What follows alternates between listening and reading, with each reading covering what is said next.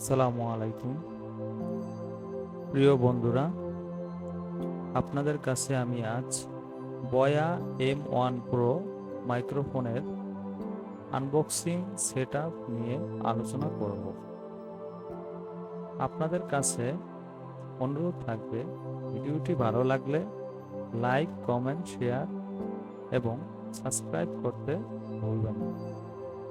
তাহলে চলুন ভিডিওটি শুরু করা যাক। বয়া M1 প্রো মাইক্রোফোনের বক্সটিতে কি কি রয়েছে চলুন দেখে নিই। প্রথমে বের করলে বয়া M1 প্রো মাইক্রোফোনটির ভিতর থেকে বেশ কিছু ডকুমেন্ট এবং একটি ইউজার গাইড, একটি ওয়ারেন্টি কার্ড এবং কিছু কাগজ আপনারা পেয়ে যাবেন।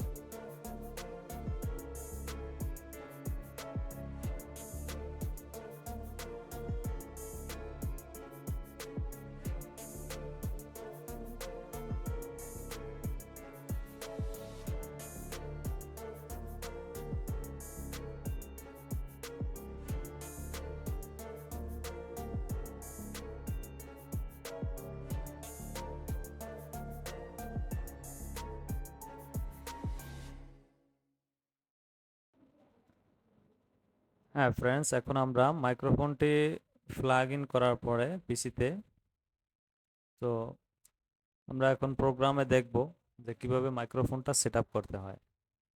তো প্রোগ্রামে যাওয়ার পর প্রথমে আমরা ডিভাইস ম্যানেজারে যাব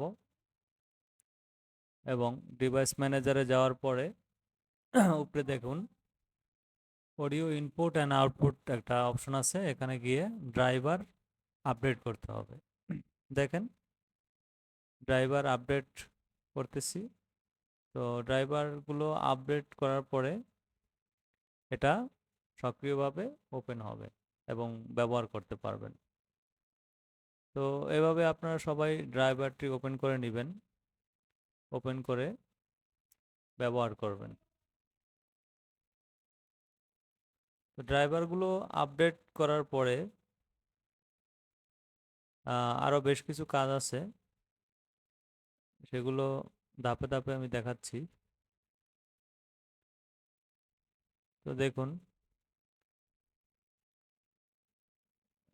সাউন্ড কন্ট্রোল প্যানেলে গিয়ে সাউন্ড সিস্টেমে যেতে হবে প্রথমে, তারপর রেকর্ডিং অপশনে ক্লিক করলে মাইক্রোফোন যে অপশনটি আসবে সেটিতে আমরা ঢুকবো।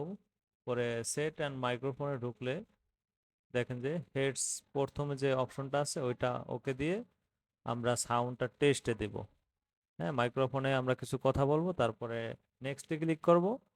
নেক্সটে ক্লিক করার পর ওকে। তারপরে দেখেন যে এখানে অ্যাডজাস্ট ভলিউম 80-তে রাখবেন, 80%-এ। তো ফাইনালি ওকে, সেট আপ কমপ্লিট। এখন যে কোনো একটা রেকর্ডার দিয়ে চেক করে নিতে পারেন যে আপনার বয়া M1 Pro মাইক্রোফোনটি সেট আপ হয়েছে কিনা। ধন্যবাদ সবাইকে। ভিডিওটি ভালো লাগলে লাইক, কমেন্ট, শেয়ার এবং ভিডিওটি বেশি বেশি শেয়ার করবেন, সাবস্ক্রাইব করবেন চ্যানেলটিকে। সবাইকে অসংখ্য ধন্যবাদ।